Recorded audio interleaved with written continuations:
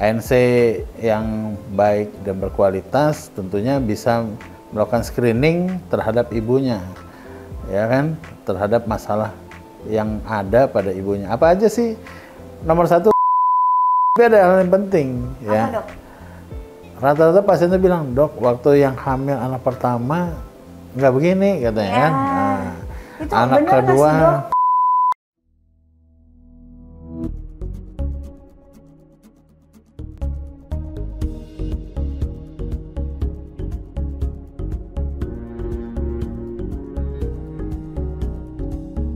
Halo sahabat Lira, jumpa lagi dengan aku Elsa dalam Bincang Sehat bersama Rumah Sakit Lira Medica.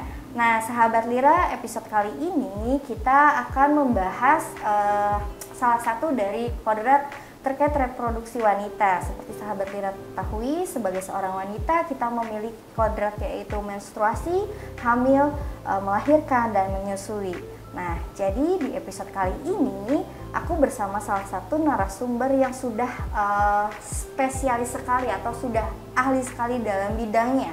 Nah, pasti sahabat Lira juga sudah familiar sekali dengan narasumber yang ada di sebelah kananku nih. Siapa lagi kalau bukan Dr. Irvin Anderson, spesialis obgyn. Nah, beliau ini merupakan dokter senior, dokter spesialis obgyn di Rumah Sakit Lira Medica, dan beliau juga menjabat sebagai Ketua ID Karawang periode 2016 sampai dengan 2019, lalu 2019 sampai dengan 2022. Kita sapa dulu. Halo Dr. Irvin Anderson, apa kabar dok? Halo, baik, sehat. Alhamdulillah. Alhamdulillah sehat ya. Gimana Mbak Elsa, sehat juga? Alhamdulillah, seperti yang dokter lihat saat ini. Selalu cerah. Dokter juga sama cerahnya kan. Nah dok, sebelum kita masuk ke bincang sehat kali ini nih, ke topik pembicaraan, boleh lah ya dokter sharing-sharing sedikit nih sama kita. Dok, aku mau tanya nih, dokter ini lulusan mana sih terkait sekolah kedokteran dan spesialisnya, kalau boleh tahu? Kalau sekolah panjang nih Mbak Elsa. Sekolahnya SD, SMP, SMA itu muter-muter, ya, hampir di banyak tempat. Iya. Tapi untuk Fakultas Kedokteran, saya alumni dari Fakultas Kedokteran Universitas Yarsi di Jakarta tahun 2006. Kemudian melanjutkan dengan penugasan PTT di Sumatera Barat, dan selesai PTT melanjutkan pendidikan di bagian obstetri dan ginekologi FK Unpad, dan lulus dari PPDS 1 sebagai dokter spesialis obgyn pada tahun 2006 yang lalu. Udah lumayan lama, 17 tahun lah jadi SPOG. 2006 ya dok, kayak 2006 itu aku masih SD deh dok kayaknya. Berarti dokter lulus spesialis obgyn dari 2006 ya dok ya? Ya. Dan berarti kalau 2024 nih bentar lagi ya, udah berapa belas tahun ya dok ya menjadi dokter spesialis obgyn dong berarti? Udah 17 tahun, hampir 18 tahun. Hampir 18 tahun ya. Ya. Dok, alasannya apa sih dokter memilih sebagai dokter spesialis obgyn? Ini pertanyaan menarik. Pertanyaan seperti waktu mau masuk jadi PPDS gitu ditanya. Kayak Kenapa lagi mau? interview ya? Kayak lagi interview ya dok. Kenapa mau jadi spesialis obgyn ya? Menurut saya spesialis obstetri dan ginekologi ini suatu yang menarik, ya kan? Menariknya kenapa? Karena kita harus membantu dua orang sebenarnya, Iya. ibu dan bayinya, ya kan? Dan tentunya tingkat kepuasan yang dicapai dari pasien-pasien yang dilayani itu jauh berbeda. Kalau biasanya dokter itu melayani orang sakit, ya kan? Iya. Kalau orang hamil, orang melahirkan, ya kan, walaupun dokter obgyn itu tidak hanya melayani pasien melahirkan ya, tapi sebagian besar kan tentang persalinan, ya. Nah, untuk menolong persalinan itu, ya kan, berarti orang yang bisa hamil adalah orang yang sehat, ya kan? Jadi yang kita tolong orang yang sehat. Nah, tingkat kepuasan dari pasien pun berbeda, ya kan. Nah, itu yang mendorong kenapa tertarik untuk memasuki bidang ini, ya. Tapi kan dokter obgyn itu tidak hanya mengurusin ibu hamil, ya kan, persalinan, tapi juga menangani kasus-kasus ginekologi, ya kan, termasuk Kalau sekarang yang lagi tren soal stunting, ya kan? Iya. Nah, ini kerjaan dokter objin juga. Ya. Oh, jadi stunting itu termasuk salah satu tantangan juga ya berarti untuk dokter objin ya? Ya betul, karena apa? Ibu hamil itu untuk menghasilkan seorang anak yang sehat, yang baik, yang tidak stunting, yang pintar, ya kan? Itu diawali dari sebelum hamil, ya kan? Ya, dari program hamil ya, sampai pada saat dia hamil, ya, dari awal kehamilan, ya kan, sampai anaknya usia 3 tahun itu harus mendapatkan asupan gizi yang baik. Jadi kalau untuk membangun kualitas SDM yang baik di Indonesia tentunya diawali dari mana? Dari sebelum hamil. Iya, gitu. Jadi betul-betul dipersiapkan dari saat program kehamilannya itu ya, Dok, ya? Betul. Jadi supaya menghasilkan SDM yang kualitasnya juga sehat dan baik ya, tentunya. Betul ya. Jadi kadang-kadang kita masih punya budaya yang salah, misalnya wah nanti aja sesudah lahir baru kita kasih gizi yang baik supaya anaknya sehat, ya kan? Nah, dan budaya kita juga masih banyak, misalnya pantangan nggak boleh ini, nggak boleh itu. Nah, itu juga harus sudah mulai kita rubah ya. Karena apa? Karena dari awal hamil kita harus memberikan gizi yang baik sama janin yang sudah dibuahin, ya, hasil pembuahan yang ada di perut ibunya. Gitu. Jadi tanggung jawab kita dari situ, mulai dari awal, bukan hanya sesudah lahir. Iya betul. Jadi bukan hanya menolong saat persalinan aja ya, Dok ya, tapi betul. Dari sebelum hamil pun sudah harus dipersiapkan. Nah, Dok, kira-kira nih tadi dokter itu sudah jadi dokter spesialis objin kurang lebih 17-18 tahun ya. Itu udah berapa bayi ya kira-kira ya kalau diakumulasikan yang udah dibantu persalinannya itu dengan dokter Irvin, ya kan? Apa enggak ini ya, Dok, mabok gitu lah tiap hari nolong lahir, ya kan? Apalagi nggak mungkin kan hanya satu, apalagi di Indonesia itu setiap harinya pasti ada aja ibu yang melahirkan ya tentunya ya. Ya betul, memang pekerjaan itu adalah tanggung jawab, ya kan? Dan semua pekerjaan baik sebagai dokter pun juga merupakan suatu seni tersendiri, ya. Jadi menolong persalinan, memeriksa kehamilan sampai menolong persalinan itu juga bagian dari seni itu sendiri. Makanya saya selalu bekerja menganggap bahwa semua pasien itu adalah bagian dari seni, ya kan? Artinya apa? Kita harus melayani yang terbaik dan memberikan hasil yang terbaik gitu loh. Ya, jadi nggak bisa.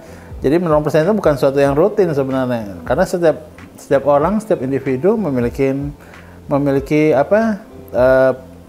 karakteristik dan masing-masing punya perbedaan. Iya, ya. Apalagi kayak keluhan selama kehamilannya itu pasti setiap manusia, setiap ibu hamil itu berbeda-beda. Ya, berbeda, ya. betul. Jadi ketemu dengan yang ini keluhannya seperti ini, ketemu dengan yang ini keluhannya berbeda lagi. Ya. Makanya disitulah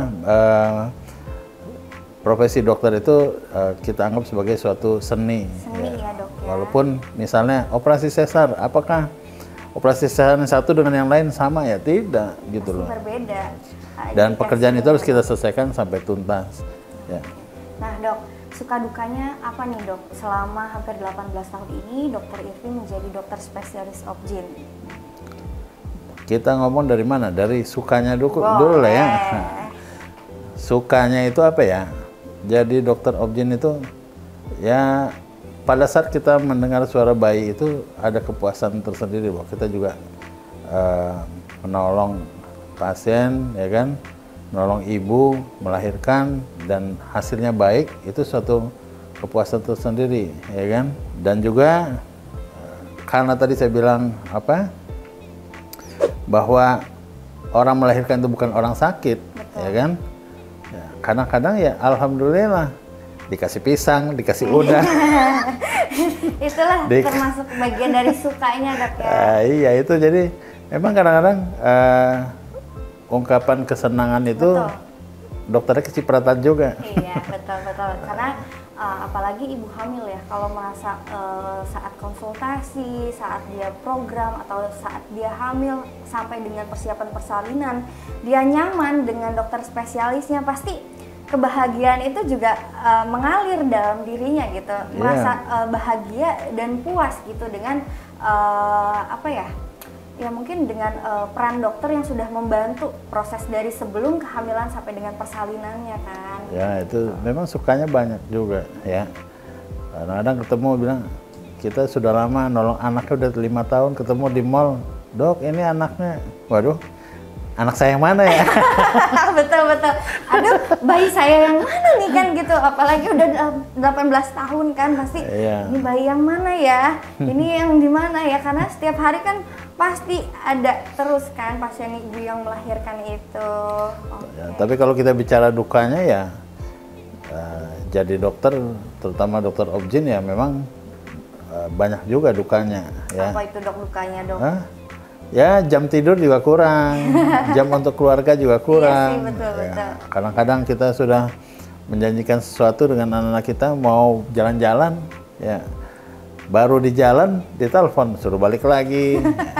Pernah juga saya lebaran lagi di rumah orang tua, tiba-tiba ada pasien yang darurat yang mau nggak mau harus dikerjakan karena robekan rahim, ya kan, persalinan tapi dia rahimnya robek. Wah dikejar dari Jakarta itu, ya kan? Ya, kenapa? Karena orang semua juga libur, ya kan? Betul. Akhirnya kita tetap dikerjakan. Artinya berkali-kali orang pulang di hari raya itu mau sholat id, orang berangkat ke masjid ke Tanah Lapang untuk sholat id, saya baru lari-lari pulang. Nah, itu karena nolong lahiran ya, dulu tapi ya. Kan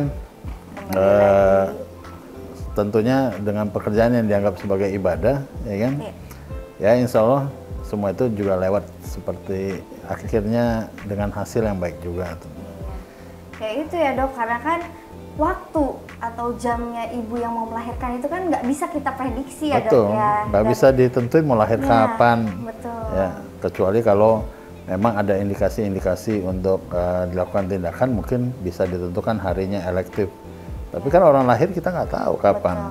Ya bisa jadi dokter baru mau makan nih, baru satu suap aja tahu-tahu udah harus bantu atau nolong lahiran kan. Oh iya, baru pulang subuh nyampe rumah mau sarapan, ya baru mau sarapan telepon lagi, berangkat lagi nggak jadi sarapannya. Iya, tapi kembali lagi tapi ya harus diniatkan. Iya, ya. Ibadah itu pasti akhirnya akan mendapatkan hasil yang baik juga ya dok. Ya karena intinya segala sesuatu yang kita kerjakan ya harus ikhlas ya, supaya apa hasilnya baik.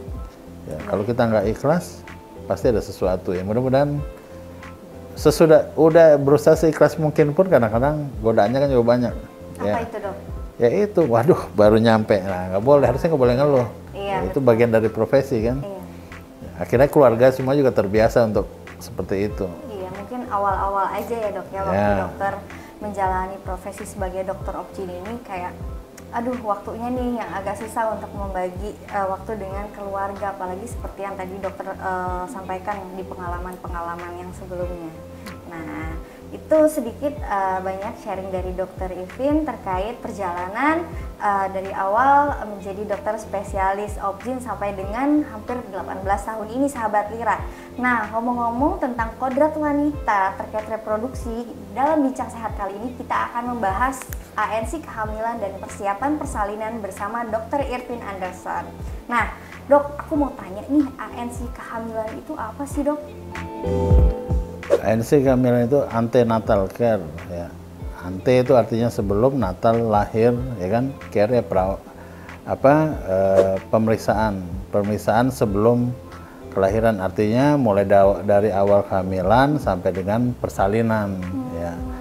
Itu harus dilakukan pemeriksaan secara rutin. Tadi kan sudah disampaikan bahwa kehamilan itu adalah membentuk generasi, sebenarnya generasi mendatang yang baik tentunya. Dan sehat tentunya. Ya, dan sehat. Ya. Makanya sehat itu kan tidak hanya bayinya, tapi juga ibunya. Jadi bagaimana ibu dan janinnya dan anak yang dikandungnya bisa tetap sehat mulai dari awal sampai dengan persalinan, bahkan sampai sesudah melahirkan pun tetap harus sehat, ya. Karena titik krusialnya justru di situ pada saat persalinan. Nah itu yang namanya antenatal care. Antenatal care itu artinya kita mempersiapkan kesehatan ibu dan janin, ya kan. Kita mempersiapkan status gizi yang baik pada ibunya, dan kalau sekarang ada lagi dengan pencegahan penyakit infeksi. Itu ANC. Harus dipantau terlebih dahulu ya dok sebelum si bayi itu lahir ya. Ya karena penyakit infeksi kadang-kadang sebagian dari penyakit infeksi itu akan berdampak yang buruk terhadap bayinya. Dan kalau memang ada penyakit infeksi yang bisa berdampak sama bayinya, kita harus sudah prepare, sudah siapkan sebelumnya. Ya, apa itu harus persiapan dengan vaksinasi, misalnya pasiennya punya hepatitis B, ya kan, atau mungkin penyakit sifilis atau penyakit HIV, ya kan, maka itu triple eliminasi yang sekarang rutin dikerjakan pencegahan penyakit infeksi. Itu pentingnya ya dok ya, karena terkait tadi kita mempersiapkan generasi yang di masa mendatang. Ya, generasi mendatang yang sehat, pintar dan berkualitas tentunya. Ya, betul. Jadi ANC kehamilan ini sangat penting berarti ya dok ya. Nah, ANC kehamilan ini meliputi apa saja sih dok pemeriksaannya selama si ibu hamil ini mempersiapkan atau sebelum sampai dengan fase persalinan? Kalau sekarang ini kan ANC itu, antenatal care itu minimal dilakukan 6 kali. Ya, minimal 6 kali, 2 kali pada trimester pertama, 1 kali trimester 2, dan 3 kali di trimester akhir. Ya, dan ANC yang baik dan berkualitas tentunya bisa melakukan screening terhadap ibunya, ya kan, terhadap masalah yang ada pada ibunya. Apa aja sih?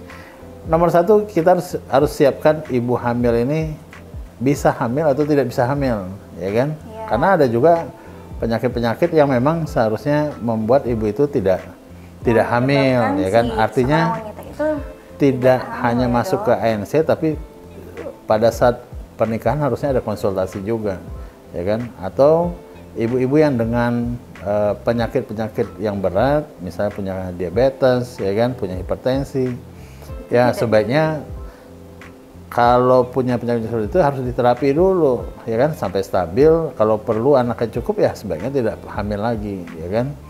Nah, tapi kalaupun ada penyakitnya, ya harus dipersiapkan kehamilannya. Jangan masuk hamil dulu baru diperiksa ternyata tensinya tinggi, ya itu kan beresiko sama ibunya. Betul. Dan juga beresiko kepada si janin. Ya janin, karena apa? Ada penyakit-penyakit yang di ibunya sudah ada dari sebelum hamil, itu bisa mengakibatkan baik itu kecacatan pada bayinya, ya kan, resiko timbulnya kecacatan atau resiko untuk lahir prematur, lahir sebelum waktunya, ya itu terhadap bayi, belum terhadap ibunya. Ada juga penyakit yang justru mengancam nyawa ibunya, ya kan. Nah, kalau dia hamil, karena perubahan metabolisme di dalam tubuh ibunya, beban tubuhnya semakin meningkat, semakin tinggi bebannya, dan ibunya tidak siap, misalnya ada kelainan jantung, ya, akhirnya resiko itu juga mengancam ibunya. Ya, akhirnya nanti kita nggak dapat dua-duanya, nggak dapat ibunya, nggak dapat anaknya, kan sayang ya. Nah, itu makanya sebelum hamil harusnya dipersiapkan dengan baik, ya kan. Kemudian selama hamil itulah dilakukan ANC selama minimal 6 kali.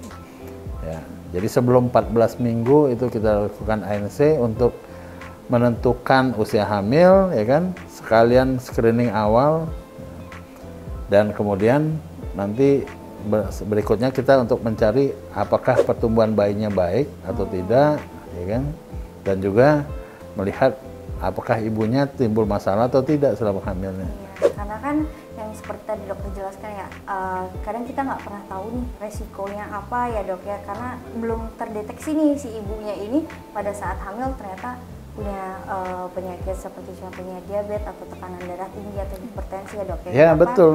Menyebabkan ya resiko keselamatan si ibu atau bayinya juga ya. Tapi yang penting adalah kenapa polanya itu 2-1-3, ya kan? Apa itu dok pola tadi 2-1-3? Trimester pertama 2 kali, trimester 2 1 kali, trimester 3 kali. Kadang-kadang kita nih salah. Waktu hamil muda karena semangat rajin diperiksa, ya kan? Tapi begitu hamil tua, oh kemarin katanya bagus, ya udah nggak diperiksa. Padahal justru makin tua hamilnya dia makin penting untuk lebih sering diperiksa karena terjadi perubahan-perubahan yang di trimester ketiga itu justru lebih cepat gitu. Apalagi menjelang persalinan kan ya dok menjelang ya. persalinan. Nah itu makanya makin tua hamilnya justru harus lebih rajin periksa, ya kan? Karena kadang-kadang ada misalnya hipertensi dalam kehamilan, dia justru timbulnya di hamil tua, ya kan? Iya, betul. Nah dok, kalau misalkan tadi yang dokter bilang ya 213 untuk pemeriksaan ANC kehamilan, idealnya itu kita melakukan pemeriksaan kehamilan atau ANC itu pada saat usia kehamilan berapa minggu sih dok? Atau kayak udah telat berapa minggu nih gitu dok kita periksa ke dokter obgyn nih idealnya? Tadi yang pertama, trimester pertama itu 2 kali ya, artinya seawal mungkin pada saat kita merasa hamil ya kan, dan sudah misalnya sudah di test pack atau merasa hamil ya diperiksa urinnya, oh positif ya kan, itu penting untuk periksa ya, terutama kalau bisa ya di tidak hanya cuma di test pack tapi juga di USG ya kan. Kenapa? Karena itu untuk menentukan usia hamil, jadi makin muda usia kehamilan ya makin akurat untuk menentukan usia kehamilannya gitu. Jadi lebih akurat ya dok untuk menentukan HPL lah ya dok, hari perkiraan lahirnya. Kadang-kadang yang suka salah kaprah itu diperiksanya datang sudah hamil tua, nanya, dok kira-kira kapan saya lahirnya?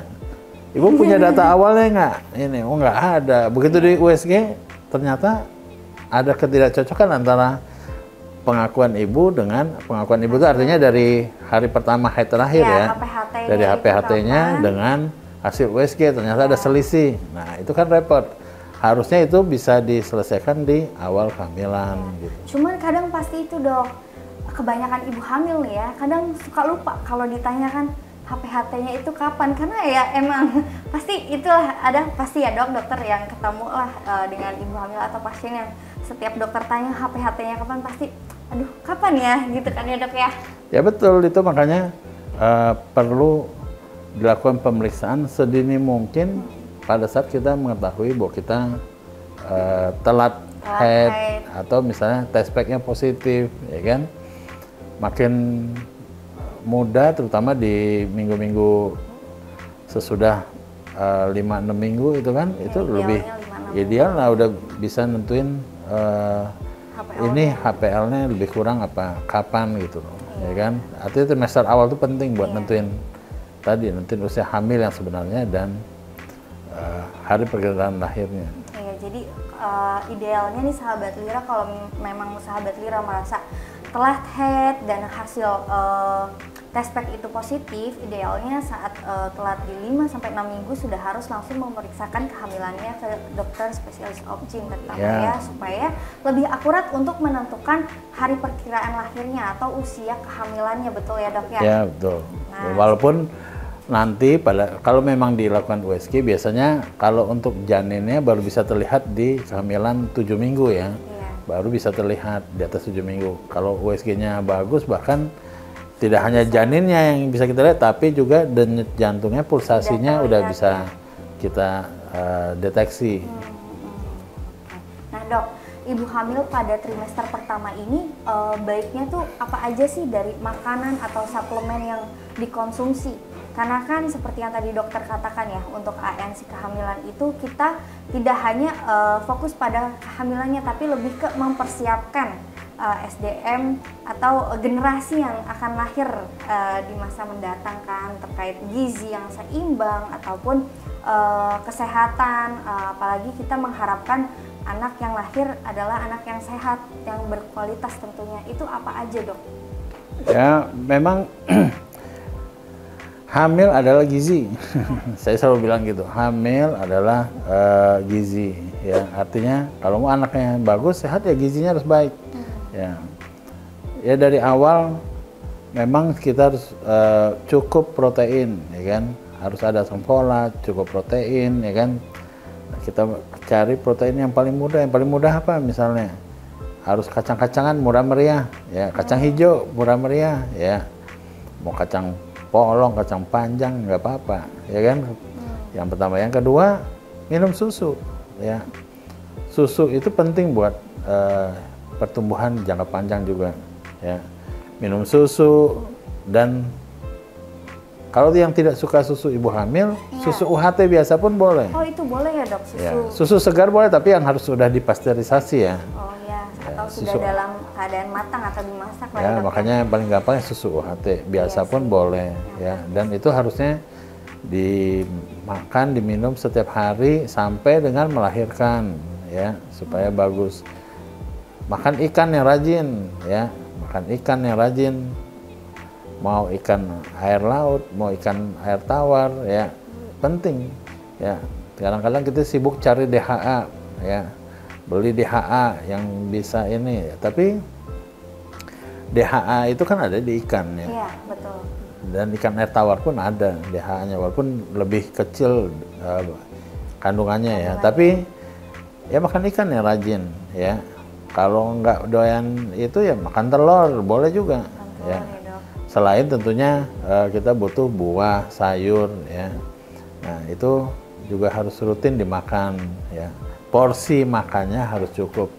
Memang kendalanya adalah pada saat hamil muda, kadang-kadang kan sampai dengan hamil 14-16 minggu itu masih mual. Ya, masih mual. Pusing ya. atau morning sickness yang berlebihan. Nah, itu sih dok, pasti kebanyakan ibu hamil terkendalanya itu pasti. Betul. Jadi memang karena perubahan hormon progesteron ya, progesteron yang dari ibu, yang dari ovarium bercampur dengan progesteron yang dari plasenta ya, itu kadang-kadang mengakibatkan kerja ususnya lebih lambat. Nah, di situ timbul mual, konstipasi, susah BAB, akhirnya malas makan ya kan, mual muntah. Nah, padahal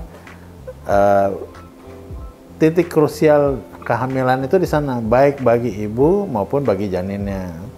Jadi di awal-awal itu semua organ mulai dibentuk, ya kan? Nah, di trimester awal itu kan semua organ mulai dibentuk. Kalau di sana dia kurang protein, kurang zat pembangunnya, tentunya pertumbuhan kedepannya juga akan kurang baik, ya kan? Lambat nantinya juga ya dok. Untuk ibunya, untuk yang makannya kurang, proteinnya kurang di awal kehamilan, punya resiko timbulnya hipertensi dalam kehamilan. Ya, hipertensi dalam kehamilan salah satu bahaya ibu hamil kan hipertensi dalam kehamilan. Nah, punya resiko untuk terjadinya hipertensi dalam kehamilan di hamil tuanya, kemungkinannya lebih besar daripada yang makannya gizinya baik gitu. Makanya protein yang cukup di awal hamil itu menentukan baik kualitas ibu maupun kualitas anak yang dikandungnya. Ya. Jadi harus betul-betul diperhatikan asupan protein sama sayur, buah, zat ya kan? besinya juga ya dok ya. Kalau zat besi biasanya nanti di trimester 2 lah ya, baru mulai ini diperlukan, karena kalau minum zat besi di trimester awal, efek samping zat besi kan mual juga. Ya, iya, betul. Jadi biasanya kalau mualnya mulai hilang baru dia boleh mengkonsumsi si zat besi itu, tapi idealnya nanti dikonsumsi saat trimester kedua ya. Ya, sesudah jadi mualnya berkurang. Trimester pertama itu lebih ke asam folat. Asam folat dan proteinnya ya dok.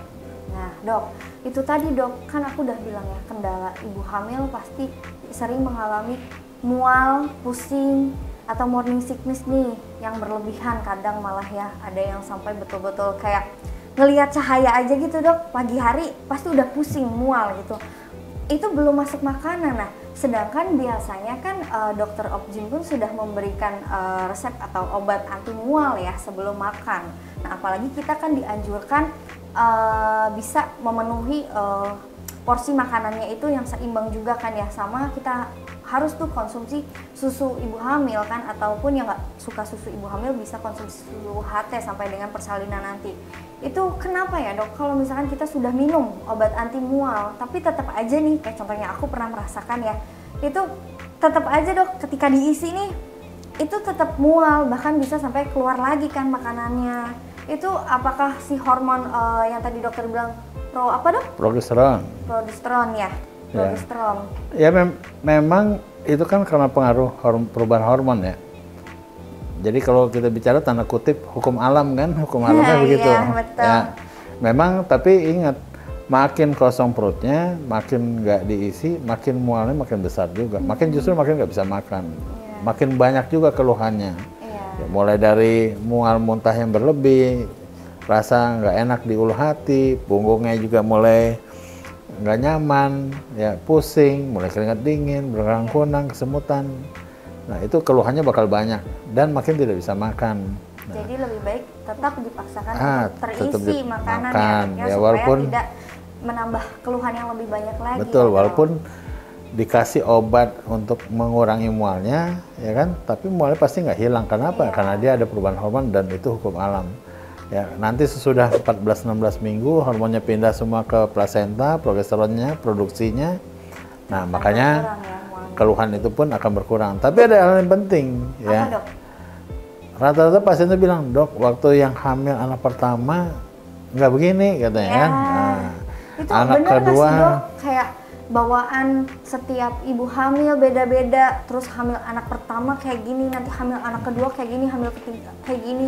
Itu kenapa ya, Dok? Apakah setiap perubahan hormon seorang ibu hamil itu berbeda-beda, bahkan dari anak ke satu atau anak selanjutnya itu berbeda-beda juga?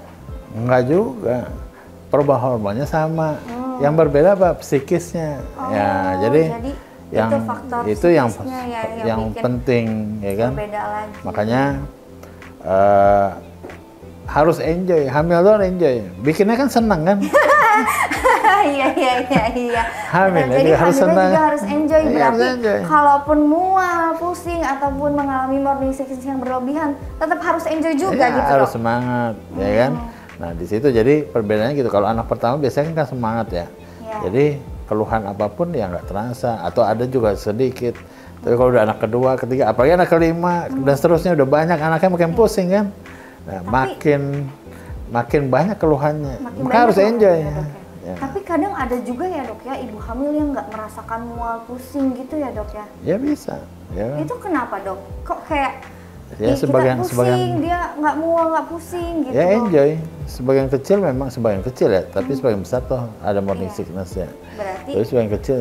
itu sudah hukum alam dan wajar ya, Dok ya, pada saat trimester pertama tentunya sampai dengan kehamilan usia berapa minggu tadi, Ya Dok? sekitar 14-16 minggu lah, masuk 4 bulan ya. 14 minggu. Tapi setelah itu mungkin keluhan Ya, itu reda. sudah agak berkurang lah ya. Ya. Nah, bagaimana nih, Dok, kalau ibu hamil itu mengalami morning sickness yang berlebihan? Apakah harus segera konsultasi ke dokter obgyn atau ya dia hanya bed rest saja di rumah atau bagaimana itu, Dok? Kan kita juga harus perhitungkan asupan gizi untuk bayinya ya. Kalau udah nggak bisa makan sama sekali ya harus dirawat, ya kan. Sebaiknya harus dirawat karena nanti harus dikasih obat mual, dikasih obat muntah, dikasih kalori yang tinggi, ya kan, supaya apa? Supaya ibunya juga pulih ya. Iya, sih, betul. Selama ibunya masih ngerasa lemas, ngerasa tidak nyaman, biasanya secara psikis sudah ketekan, ya kan, akhirnya makin tidak nyaman. Betul. Ya. Satu hal yang penting yang kalau yang tradisional itu jahe, nih jahe. Jadi susu hamil yang untuk mual muntah itu ada jahenya, Oh, ada ekstrak jahenya. Kalau makan mual muntah, tadi saya bilang bikin kacang hijau misalnya ya. Nah, kacang hijaunya dikasih Campur jahe. jahe ya, Nah, Dok, jahe ya. itu bantu ngurangin mual. Iya sih, betul. Ya. Tapi kalau ibu hamil yang minum kayak rebusan jahenya saja pakai kayak gula merah gitu, Dok, itu tetap boleh atau? Oh, boleh, nggak apa-apa. Oh, boleh tetap ya, Nggak Dok. masalah. Ya, jadi hamilnya harus enjoy, harus senang ya. Biar anaknya juga senang. Iya, betul. Karena ibu hamil yang happy, bayinya pun di dalam juga akan happy ya, Dok Happy, ya. ya. Ya, dokternya pun juga akan happy karena keluhan si ibunya nih berkurang gitu.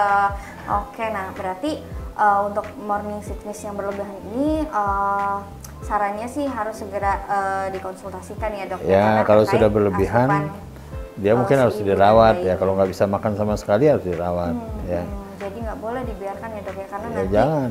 makin Dehidrasi, kelamaan bisa kekurangan menimbulkan, cairan. keluhan yang lainnya ya, Dok, kekurangan cairan, dehidrasi. Bahkan bisa sampai ya fatal ya. Fatal itu artinya kehamilannya juga terganggu ya. Kalau dehidrasi kan tubuh akan membela untuk mempertahankan ibunya dulu. Iya. Janinnya bisa kalah di sana. Nah, makanya kalau ada keluhan berlebihan ya harus dirawat. Iya, betul. Nah, berarti intinya kalau untuk perubahan hormon ini yang menyebabkan si ibu mengalami mual pusing ini memang sudah tidak bisa dihindari ya dok, karena hukum alam dan memang itu sudah fasenya ya dok ya? Ya betul.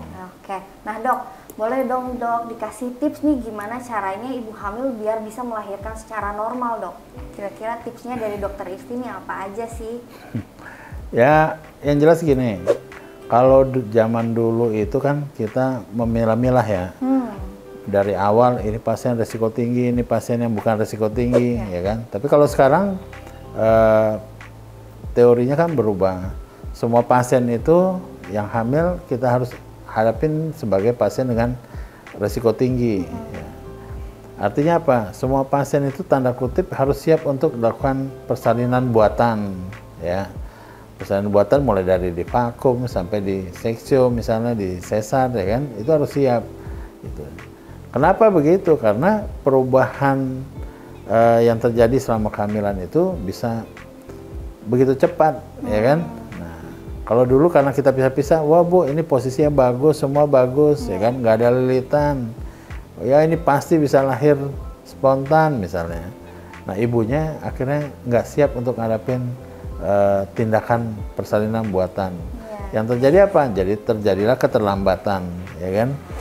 Keterlambatan penanganan, ya justru akan bisa berakibat fatal sama ibunya. Nah makanya untuk bisa lahir spontan, ya kan, lahir normal. Jadi gini, 70% ibu hamil itu sebenarnya bisa lahir secara normal. 70%. Cukup gede angkanya, ya 70-80%. Statistiknya itu bisa lahir normal. Hanya 20% yang ibu hamil yang memerlukan bantuan untuk melahirkannya, ya 70%. Penanganan berlebih untuk persalinannya. Nah, untuk bisa lahir normal itu gimana? Ya ibunya harus sehat, anaknya harus sehat. Pertumbuhannya harus baik, ya. Tadi gizinya harus baik, ya kan, supaya apa? Ya ibunya sehat, sampai melahirkan pun ibunya sehat, nggak anemia, nggak kurang darah, ya kan, tidak ada hipertensi misalnya, ya kan. Nah, insya Allah dia bisa lahir normal. Anaknya pun begitu, pertumbuhannya harus sesuai dengan pertambahannya usia kehamilannya, ya kan. Kan bayi kalau ini bisa juga bayinya kecil, ya kan. Jadi tidak semua bayi yang besar yang susah melahirkan, ya kan. Ada juga bayi yang kecil tapi lahirnya harus dioperasi misalnya. Ada juga, ya kan. Nah, karena apa? Dia pertumbuhannya jelek, ya kan. Harusnya udah 3 kilo, ini beratnya masih 2 kilo kurang, ya kan. Nggak bisa dipaksain karena untuk persalinan normal walaupun dia kecil. Ya. Berarti apapun itu persalinannya, yang jelas ibu hamil harus tetap siap mengalami persalinan baik normal ataupun dengan bantuan seperti vakum ataupun seksio sesarian, dok ya. Dan untuk bisa normal, ya kan, makanya kalau sekarang kan ada selain pengawasan yang ketat baik selama hamil, yang berkualitas selama hamil, sekarang juga ada misalnya senam hamil, ya kan. Betul, nah itu membantu seperti kayak memudahkan nanti jalan lahir ya dok. Ya, supaya mudah. Salah satunya ya. Karena sebagian kecil ada juga orang yang udah mau lahiran, ya kan, nggak siap untuk lahiran, padahal kemungkinan dia bisa normal. Kayak takut gitulah dok. Nah, ada yang takut, ada yang nggak bisa meneran, ya kan. Akhirnya apa? Ya dioperasi juga. Ya. Jadi nggak selalu faktornya karena faktor teknis kehamilan ya. Nah itu. Tapi makanya dari kesiapan psikis secara pribadi dari si ibu ya tersebut. Makanya harus siap mental dan fisik ya. Fisiknya gimana ya? Harus rajin jalan pagi misalnya kan, supaya pernapasannya juga bagus. Ikut senam hamil. Di Lira kan ada senam hamil? Iya ada dong. Setiap Sabtu tentunya sahabat Lira. Nah dok, ngomong-ngomong tentang senam hamil dan kayak harus rajin jalan pagi. Nah, idealnya itu boleh dilakukan sejak kehamilan berapa minggu tuh dok? Kalau si ibu hamil mau ikut senam hamil sama rutin jalan pagi dok, amannya? Jalan pagi mah kapan aja udah bisa ya, semenjak awal hamil, ya kan bukan sesuatu yang berat lah. Iya. Ya, kalau senam ya biasanya sudah masuk 7 bulan, ya kan, sudah kehamilan 28 minggu. 28 minggu ya. Mulai ikut senam hamil ya. Kalau perlu senam hamil didampingin sama suaminya kan. Oh iya, jadi Nah, suaminya happy. jangan lihat yang ngajarin senamnya. Iya betul. Karena kan biar nanti kayak si suami juga kan memberikan afirmasi positif ya dok ya, ke si ibu hamilnya. Jadi ya itu tadi salah satu kunci kita bisa sehat ataupun persalinan dengan lancar ya si ibunya harus happy. Kalau ibunya happy kan bayinya juga makanya happy. di situ peran suami juga penting ya kan, peran suami juga penting dalam mendampingi persalinan ya. Yang bikin semangat itu kan kadang-kadang karena ada suami di sebelahnya dia semangat ibunya. Iya betul, ya kan? Itu. Nah apalagi dok selain peran suami itu penting dalam kehamilan dan persiapan persalinan ya. Nah ini dok selain morning sickness nih kadang perubahan hormon pada ibu hamil nih kayak ya ini sih sebetulnya pengalaman pribadi ya dok, mungkin di rumah sahabat Lira sebagian juga ada yang merasakan seperti kayak pada saat hamil tuh kayak perubahan mood.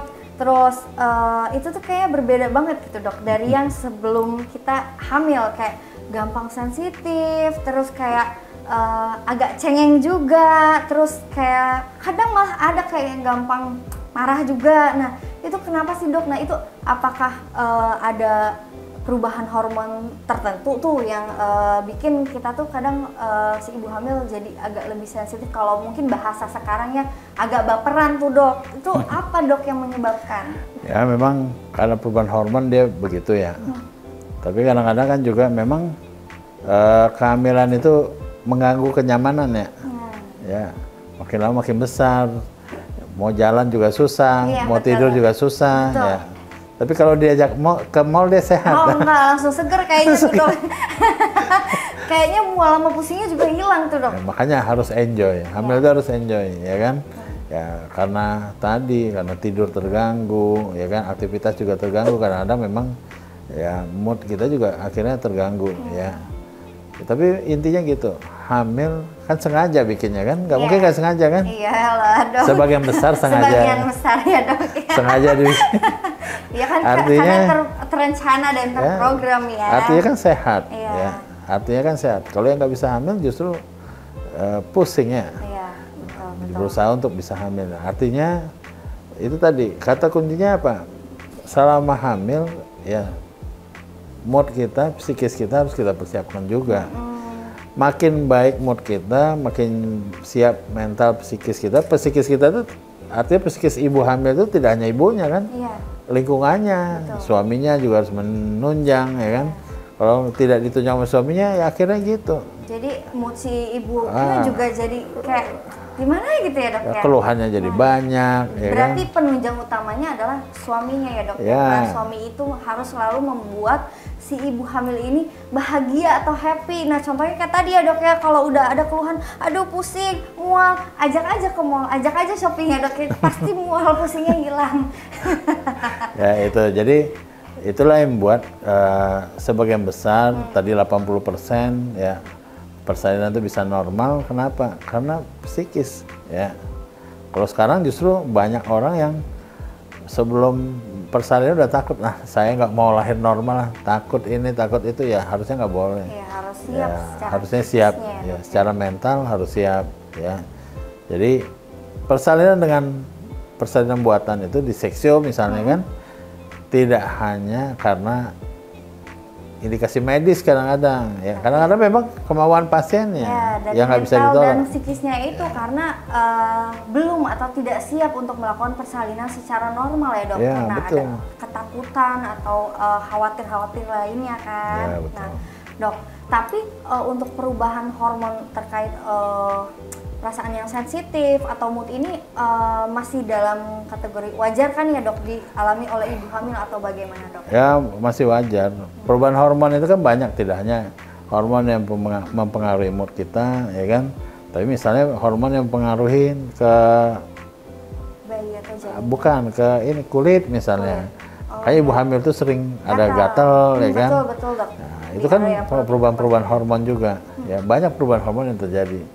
Ya, dan kita harus siap itu ya, harus siap pada saat sebelum hamil ataupun timbul kehitaman misalnya di kulit ya kan. Nah itu dok, kadang itu ibu hamil yang tadinya sebelum hamil nih cerah ya kan, glowing ya kan dok, pas hamil tiba-tiba muncullah agak kehitaman, apalagi di bagian lipatan-lipatan. Itu juga kadang pas ngaca nih, yang tadinya semangat kan ngaca, terus make up tiap hari, pas ngelihat aduh kok aku agak kusam, aduh kok agak hitaman, itu jadi ngaruh juga tuh dok ke moodnya juga. Iya, akhirnya jadi kan? Bad mood ya, makanya peran suaminya penting. Nah, harus tetap bilangnya kamu cantik kok, iya, gitu ya dok gitu, ya. betul, gitu. betul ya, jadi semangat istrinya kan hamilnya. Betul dok ya. Nah intinya tetap harus membuat si ibunya happy dan bahagia ya dok, jangan iya, sampai merusak mood si ibu, karena nanti akan mempengaruhi kehamilan sampai dengan persalinannya. Iya. Itu catatan penting loh buat sahabat Lira di rumah ya dok ya. Nah dok, terkait perkembangan zaman nih, kalau dulu kan mungkin baru hanya ada USG 2 dimensi, kalau sekarang itu kan sudah ada USG 4 dimensi ya, yang dimana kita tuh bisa melihat seperti wah ini nih dari mata, hidung, bibir, dagu mirip ayah atau bundanya kan. Nah USG 4 dimensi itu dok, idealnya itu dilakukan saat usia kehamilan berapa dok? Biar kita tuh bisa melihat seperti wajah atau posisi si bayinya ini idealnya di berapa minggu dok? Jadi manfaat dan kegunaan USG itu masing-masing ada fungsinya, ya kan? Kalau USG untuk diagnostik, ya kan, diagnostik itu artinya melihat kondisi bayi yang bagian organ dalamnya, ya kan, atau secara umum itu justru yang paling baik adalah USG 2 dimensi. Jadi bukan berarti kalau pakai USG 4 dimensi berarti dia deteksinya lebih canggih, enggak juga. Deteksi yang paling akurat untuk mencari kelainan pada bayi justru USG yang 2 dimensi. Kalau 4 dimensi itu untuk melihat permukaan, tadi melihat mukanya, lihat jarinya, misalnya kan ada 5, bener nggak 5, ya kan? Ada, maaf, misalnya bisa ada. Kehitung tuh dok langsung. Bisa kelihatan langsung. 4 dimensi ya. Ya, kelihatan. Jadi dokter ngitungin tuh ya jari ibu jarinya, telunjuk, jari tengah, jari manis, kelingking. Bisa kelihatan. Atau misalnya ada, maaf, misalnya kelainan bibir sumbing, ya kan? Tapi itu biasanya sudah kelihatan di USG 2 dimensi, gitu. Hanya USG 4 dimensi nanti memastikan benar nggak ini ada kelainan yang permukaan ya. Kalau kelainan yang dalam itu lebih ke USG 2 dimensi. Nah makanya USG 4 dimensi juga tidak dikerjakan atau tidak terlalu besar manfaatnya kalau kita periksa di hamil yang terlalu muda. Ya kadang-kadang hamilnya baru 3 bulan udah minta di 4 dimensi nggak kelihatan apa-apa gitu loh, karena kontur bayinya juga masih nggak jelas. Melihat ke permukaan. Ya, ada permukaan. 4 dimensi itu ya dok ya. Bisa sih, cuman ya artinya kita nggak bisa lihat apa-apa ya. Kalau mau lihat kontur yang baik, misalnya lihat mukanya atau lihat kelaminnya lebih jelas ya kan. Biasanya idealnya di 7 bulanan. 7 bulan. Di sekitar 28 mingguan lah ke atas. Ya. Masuk 7 bulan ya. Nah itu lebih ideal untuk melihat bayinya.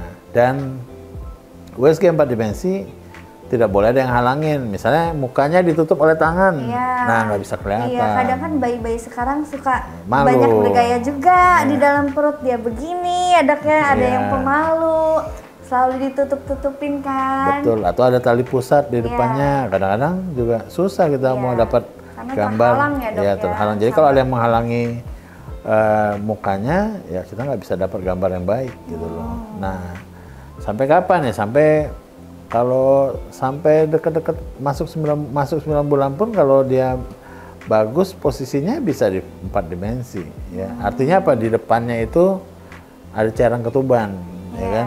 Nah, ada windownya cairan ketuban. Kalau nggak misalnya dia ada yang halangin ya hasilnya juga kurang bagus. Jadi kurang bagus buat melihat permukaan yang ya, bahkan nggak bisa dilihat. Iya, kalau bayinya tengkurap, iya betul. Nggak bisa dilihat juga. Ya, jadi memang bayi itu kalau mau lahir harus tengkurap. Ya. Kalau persalinan dia terlentang itu agak susah persalinannya, bahkan nggak bisa lahir. Nggak bisa. Ya, jadi walaupun kepalanya di bawah, dia tengkurap, kita tidak bisa 4 dimensi, tapi kalau dia terlentang, justru bisa di 4 dimensi, tapi lahirnya nggak bisa. Oh iya. Jadi bayi itu harus lahir dalam posisi tengkurap. Ya, gitu. Ya. Nah, dok, kondisi janin yang perlu diperhatikan apa saja nih menjelang persiapan persalinan? Ya, kondisi janin yang harus kita perhatiin selama hamil itu kan mulai dari ada atau tidaknya kelainan, ya kan, yang mayor, ya. Jadi bayi itu dengan USG yang bisa dideteksi, terutama oleh dokter obgyn umum seperti saya, ya kan. Ada juga obgyn yang subspesialis feto-maternal, itu lain lagi kan, dia lebih detail lagi ya, detail scanning. Nah, tapi kalau yang umum itu biasanya yang bisa kita lihat itu adalah kelainan kongenital yang besar-besar, yang mayor, ya, yang besar. Nah, pada saat hamil yang kita harus lihat apa? Pertumbuhannya. Nah, ini pertumbuhan bisa dilihat dari pemeriksaan ANC yang rutin, ya kan, pertambahan dari tinggi fundus uterusnya sesuai atau tidak dengan minggunya, ya kan. Nah, itu kita bisa lihat pertumbuhannya bagus atau tidak. Nah, kemudian nanti di akhir kehamilan, ya, kita juga harus menentukan ini sudah siap lahir atau belum, ya kan. Kemudian posisinya baik atau enggak. Ya, misalnya apa? Tadi saya udah bilang, kalau dia terlentang aja susah buat lahir. Ya. Posisinya kepalanya di bawah, ya kan, bokongnya di atas atau oblik atau melintang kan juga mempengaruhi posisi lahir, atau sungsang, ya kan. Nah, itu kan juga berakibat ke kesulitan dalam persalinan. Kemudian lilitan, ada lilitan nggak? Ya, kalau lilitan cuma 1 kali mah ya, insya Allah nggak apa-apa ya. Tapi kalau lilitannya udah tiga lilitan, ya kan. Tapi biasanya yang kita lihat kan yang di leher ya. Kalau yang di bagian lain kadang-kadang agak susah, karena lilitan itu tidak hanya ada yang di leher, tapi bisa juga di kaki atau di badan, ya kan, di tangan bisa aja. Biasanya itu lebih susah kita mendeteksi, tapi kadang-kadang ya bisa kita lihat kalau kebetulan terlihat ya bisa kelihatan ya. Nah, itu juga menghambat proses jalannya lahir, persalinan ya. Dan tentunya nggak ada kelainan, misalnya apa? Nggak ada hidrosefalus, ya kan. Kepalanya baik, ya kan. Nah, mudah-mudahan persalinan juga bisa berlangsung dengan lancar ya. Jumlah ketubannya bagaimana? Cukup atau tidak? Cukup atau tidak. Jadi kalau mau melahirkan itu yang dinilai sebenarnya ada beberapa faktor. Kesejahteraan bayinya gimana? Kesejahteraan bayi itu dinilai misalnya dari pergerakannya. Sering nggak pergerakannya? Kadang-kadang justru ya, dok, ya. Kalau bergerak yang aktif ibunya gelisah. Waduh, ini nggak ganggu ini. Ya, padahal itu bagus. Kalau gerakannya aktif ya justru itu tandanya menandakan bayinya sehat, ya kan? Sejahtera juga, ya, minimal ada 10 gerakan dalam 1 jam. Ya, yang sehat itu ada 10 gerakan dalam 1 jam. Tapi sejelek-jeleknya dalam dalam 12 jam harus ada 10 gerakan.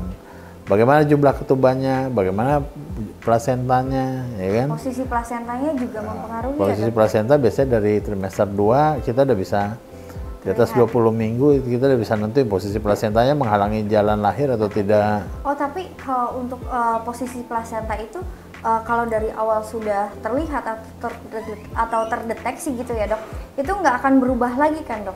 Atau ada kemungkinan posisi si plasenta itu berubah, dok? Enggak, plasenta itu nggak bakal berubah. Ya, kecuali plasenta yang letak rendah ya. Kalau plasenta letak rendah dengan bertambahnya usia hamil kadang-kadang dia relatif bergesernya relatif namanya.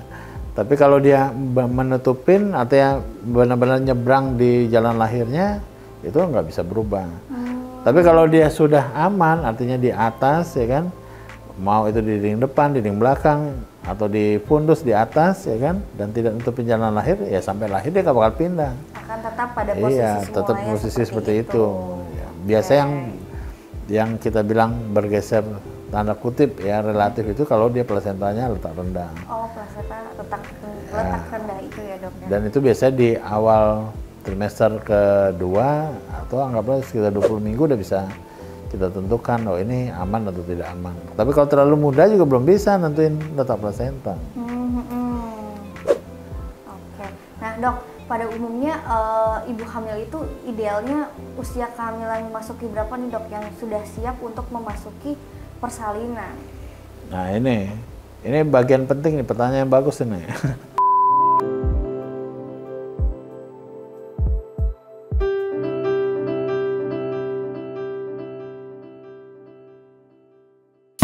Kelira aja, janji temu lebih mudah dan cepat dalam genggaman. Gratis, produk dan merchandise untuk pasien baru. Download aplikasinya sekarang.